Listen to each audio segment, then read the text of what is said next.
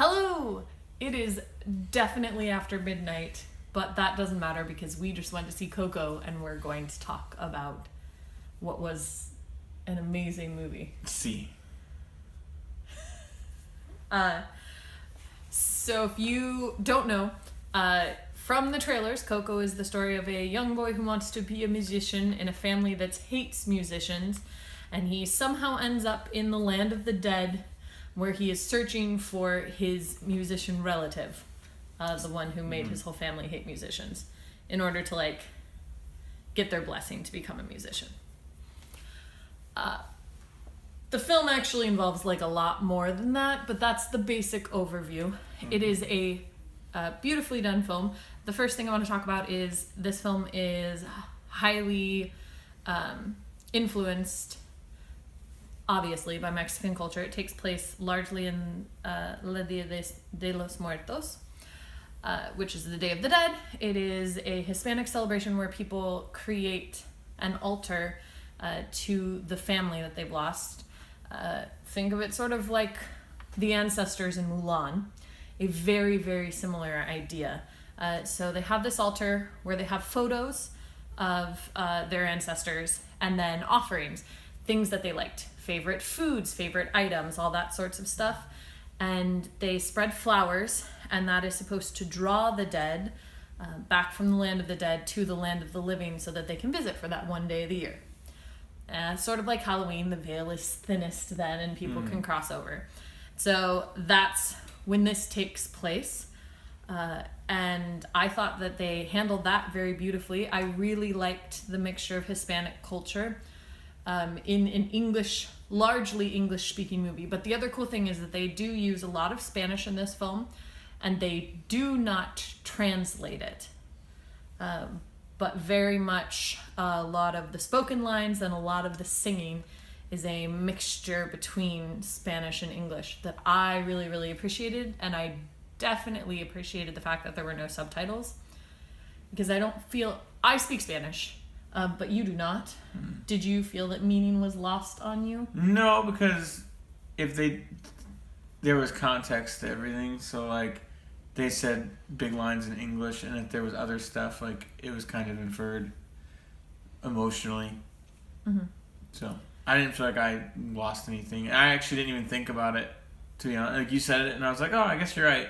It just didn't even... I thought it was mostly English, so it didn't even... Mm-hmm. And it is mostly English, but I like that they mix that in there and that they don't feel the need to explain. I thought that was really good. I thought the cultural representation was really, really cool. And you can tell that they did their due diligence on this. The next thing we'll talk about is music. I swear to you that I already knew a bunch of those songs, which is ridiculous because I'm pretty sure that at least some of them were invented for this movie, and yet they all sounded very familiar to me, which I suppose is a good thing.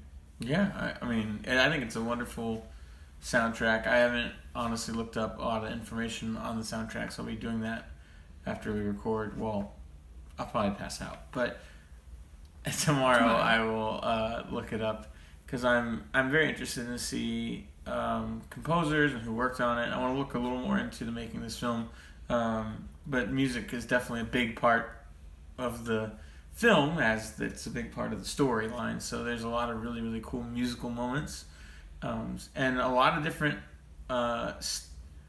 styles of sound. It's all kind of in that classic mariachi style in a lot of ways, but there's moments where things are maybe acoustic, or some things are just solo, or some things there's really cool duets. There's a lot of really just cool pockets of music and moments that story really hits heavy with how the music is delivered. But what I really liked is that this isn't a musical, despite the use of music, because none of the songs are really used.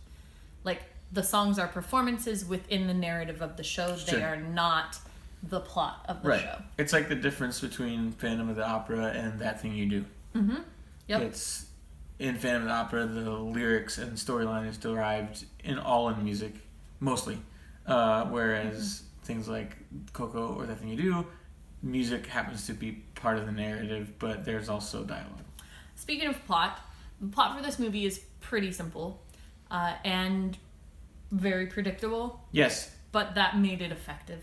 Yeah, I was just checking on Facebook. A lot of people were like, hey, if I was nitpicking, I would say it's predictable, but like tropes are tropes for a reason, and it's well executed. So at the end of the day, like, let off. You know, like, if that's your biggest negative is that they had a well executed, predictable trope, and that's your biggest criticism. Yeah. Like, that technically probably is my biggest criticism, and I still, I loved it. So. Yeah, I would agree. That's probably my biggest criticism, too. Wow, just knocked us completely out of frame. No, I didn't. Don't, you're gonna make it worse. No, I kicked it back to the left. Yeah, that would be my biggest criticism as well, but it was a very, very enjoyable film.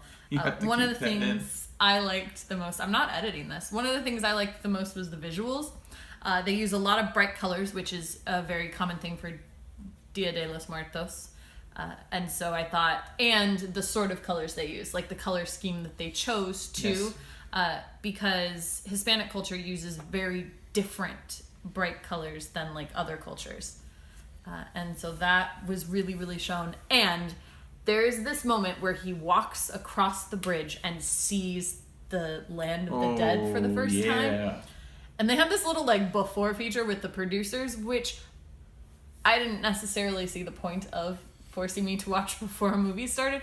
Mostly because it was already 45 minutes after the start time of the film and I'd just gotten there. Yeah, between trailers and the Olaf Frozen Adventure or whatever the heck, which I should state isn't awful. Mm-hmm. It's not amazing, but it has moments. And but all that together, it was about 40 minutes had passed before the opening moment. Of the film. I do want to note, since we're talking about visuals, the opening of this film is beyond brilliant. With the banners that they use. Oh yeah, it's really cool. And telling the story through of the origin of the plot via these street. So it's the classic like paper banners that they use that have like pattern cutouts, and so it tells the story of the family. And one of the coolest things too is that it like flips from one side to the other. They do some really cool stuff there. And it honestly set a really cool tone for the entire film because it let you know this is going to be something really fun and colorful, but had a lot of heart right away with just the way the story started.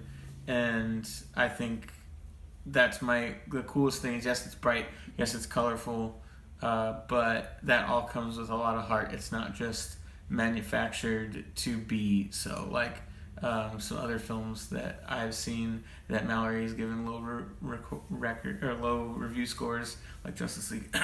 That's true. Yeah. That has moments that are bright because people complain that the other movie was too dark, even though that's not the problem with Batman vs Superman. That's another time. But my point is, it wasn't just colorful and funny to the sake of being so.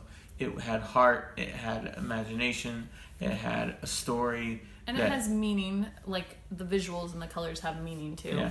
And the City of the Dead is like colorful and it's full of lights, which is another big thing in Spanish culture. Lots of candles and that kind of thing. But what I love the most is it's full of skulls. And I don't know if you noticed this when you were looking at it, but if you look at the visual of the city, the gaps between buildings create skulls. Some of the shapes of the buildings coming together create skulls. And there's like so many of them, and every time like you see a big shot of the city, you could see a different skull motif and the classic like sugar skull. That's cool. Shape. It was so cool. Yeah, I really liked that. I'm gonna be watching this again, which I guess is where we should get to our ratings and our recommendations. I would give this 4.5 out of 5 stars.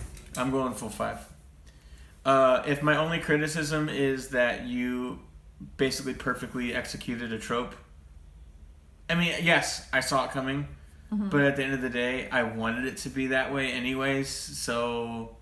Yeah, you wanted the ending that you got. yeah, like everything I wanted to happen did, and some things I didn't know I wanted happened, and it made me happy. Like the way it's told, it tugs at your heartstrings. Like I think that the ending of this film, the first thing you want to do is hug your family or your friends. That's probably true. So like it's just very heartfelt. I cannot recommend this movie enough. Everyone should see it, and it's good for all ages. Yeah. Like everyone, I would highly, highly, highly recommend this film. Unless you and it maybe hate is Mexican one culture, of then maybe my. not. But. It's probably, I don't know if it's my favorite Pixar film, but it is gonna be very high up there. I mean, it's in my top half, I would say. Mm-hmm. I'd have to take time and rewatch some things and really. But as far as importance, I think it's an important film. Like I think it's an important family movie, and in today's age, that doesn't happen a lot. You get fun ones. Things like Troll, stuff that people like. The nice thing is that like it's a good season for like. It just happens that right now there are a couple of different like really good family movies in theaters, like strong family movies.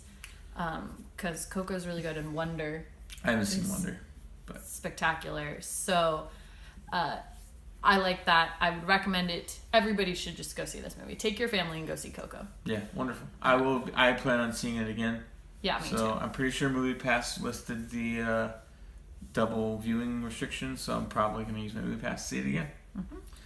And we will see. Well, at least I. Yeah, I don't know. I don't know what I'm doing tomorrow, but I will see you tomorrow.